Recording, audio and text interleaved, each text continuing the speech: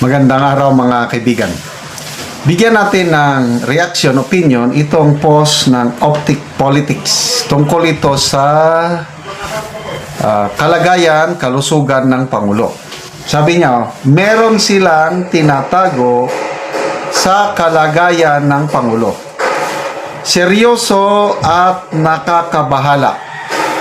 Someone sent me a medical document at ang masasabi ko lang, makakasurvive kaya ang Pangulo?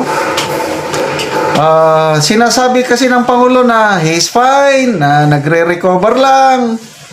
Kailang, ayaw man nilang maglabas ng medical bulletin. Kaya ang mga reporters, kanina sa press con ni Auntie Claire, nagtatanong, may mga natatanggap kaming ganito na delikado ang kalagay ng Pangulo, lumalala ang kanyang sakit. Ganun ang tanong eh. Sa Auntie Claire naman unconfirmed yan. Huwag kayo maniwala yan. Hanggang isang babaeng reporter, magaling, sabi niya, I have a source, doktor ng St. Luke's. At ganon din ang natatanggap, ganon ang sinabi ng doktor na lumalala ang kalagayan ng Pangulo. Bakit hindi kayo maglabas ng medical bulletin? Wala, hindi daw kailangan. Bakit? Tayong taong bayan, di pa natin karapatan na malaman ang kalagayan ng health condition ng Pangulo? Bakit ayaw nilang maglabas ng medical bulletin? Where is transparency? Kaya ito, ayan, medical document natanggap ni Optic Politics. So, anong laman ng medical document? Ito, sabi niya, perforation signals, life-threatening emergency. The CT scan, ito na yung document siguro, reveals a severe life-threatening condition. Sigmoid diverticulosis with perforation. May butas, ganun ba? And extensive mesenteric phlegmon. The small intestine pouches have become infected. Ito na yung description ng CT scan. The small intestine pouches have become infected. One has burst. Pumutok. And infection is spreading across abdominal tissues. This creates an urgent risk of sepsis, organ failure, and death. Ay, naku naman. Oy, wag naman sana. Bakit kasi si Cara David nag-birthday wish pa ng ganon? Maawa naman kayo sa ating Pangulo. Kailangan natin siya. Mahal siya ng taong bayan, kaya wag namang mag-wish ng Cara David. Organ failure and death. The patient is actively deteriorating and immediate surgical intervention is required, possibly including bowel removal or drainage. Medication alone cannot resolve this.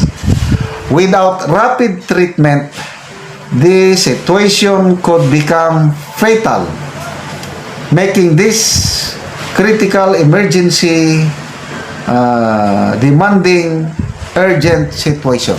Ito, binabasa ko lang ang post ni Optic Politics based sa medical document, CT scan na na-receive niya. I don't know how true ito. Dagdag niya, a perforated colon is not a secret. Severe infection spreads fast. Surgery is urgent. Delay, risk, death. The public deserves truth, not scripted appearances. Ano yung scripted appearances? Yung ngayong araw daw, nag-take out si General Nartatis sa Malacanang sa harapan ng Pangulong Marcos para ipakita na he's okay. Kailang napansin ng taong bayan, netizens, yung shoulder board ni General Nartatis, 3 star pa. Ibig sabihin, luma. Ay, nako. When the body fails, Optic Politics lahat ito mga post niya. When the body fails, power cannot hide. Perforated vowel, sepsis, risk, urgent surgery. Leadership demands capacity, not theater. Transparency is the Republic's only defense. Kaya ngayong hamon ng reporter sa Malacanang is, bakit hindi kayo maglabas ng medical bulletin? Eh, hindi na daw kailangan eh. Dahil nagsasabi na naman ng totoo si Auntie Claire. Ang problema, naniniwala ba kayo kay Auntie Claire? Ito, sabi niya, life-threatening intestinal infection demands immediate care. One kidney, liver strain, aging body. How can he fulfill? How can full leadership continue? The nation must know the Constitution requires it. Karapatan ng taong bayan na malaman ang totoong kalagayan ng Pangulo. Ito pa, perforation is spreading infection, emergency surgery, weak bones, vascular disease, single kidney, governance cannot masquerade as strength. We deserve reality. When a leader is medically compromised, every decision is under risk. Perforated colon, systemic infection, transparency is not optional. It is constitutional duty. Ruptured vowel is not a minor detail. Infection spreads. Surgery is urgent. Leadership cannot pose. The nation deserves truth, not illusions. Accountability cannot wait. Then ito na ang last. 6 weeks to 6 months recovery. Sabi ni E.S. Ricto, mga 1 linggo lang daw ang magpahinga.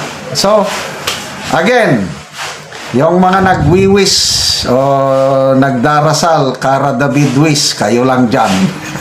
Bahala kayo. Ako, sana gumaling ang Pangulo para may pagpatuloy niya ang kanyang termino hanggang 2028.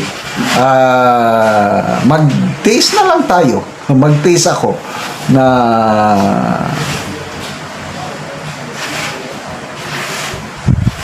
maghirap sa loob ng sobra pang 2 taon. Sana gumaling ang Pangulo. Salamat mga kaibigan sa inyong pag-subaybay sa channel na ito.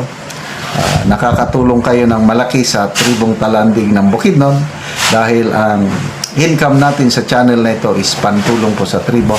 Namimigay tayo ng libreng yero at pako para makapagpatayo sila ng mas maayos na tirahan. Panoorin nyo ang video na ito. Karon mao na niyang matagaan og yero si Kuya.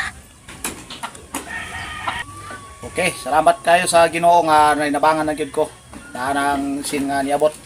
So si Kuya natagaan og yero. So Balay nga nangabuslot na mao ato. ang iyang balay nang kuha na ang atop.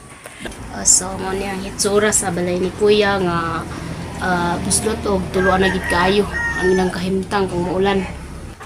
So di pang sapahan na lang og sako. Tungod sa di na makaya ang ulan. Kay dili na sa makaya kung ulan, sapa na lang usako. At haron tayo mamada ko kuan. Bente. At So, ikunan da. mga bulsot na gid kaayo. Kita na. So karon Kuya, pila na di ka tuig ang imong balay nga nang bulsot naman na nanay mga tulo kung ulan. Kuan na ni siya ka tuig, 15 na ni ka tuig unya tungod sa tong kawadon. Ang sin nga akong na gamit ani so nakatong pinakanipis na gid sa tanan mo nga So pagkakaroon. dali ra siya makuan na daot. Dali na gyud kay nipis man. Oh, Tungod so- sa kanipis kay di man ta makakayo baga gyud nga asin. So pila na imong edad Kuya?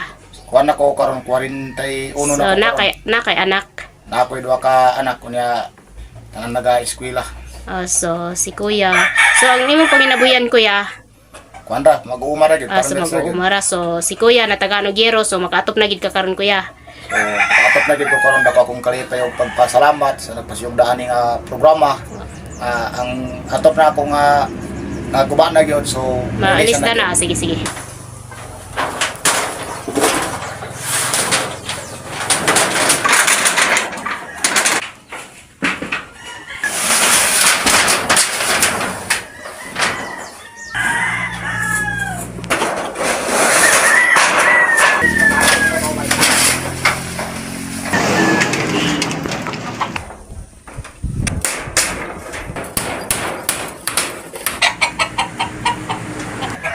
So nahuman na og atop si kuya sa iyang balay, so dili na gid siya tuluan, nindot na kaayo kay nahuman na gid og atop. Daghang salamat sa grasya sa Ginoo nga nakaatop na gyud ko sa akong balay. Manginaot ko nga ang nagpasyok dani nga pinagi ni nga mga hinabang, manginaot ko nga dagang pag dagan pa ang matabangan sa dili lang diri sa among barangay, sa barangay Tagba kundi Sige. lakip pa sa kinatibukan nga lungsod sa Talakag ang ilang mga tabangan. Dagang kayo Sige. salamat. Okay, sige, salamat po.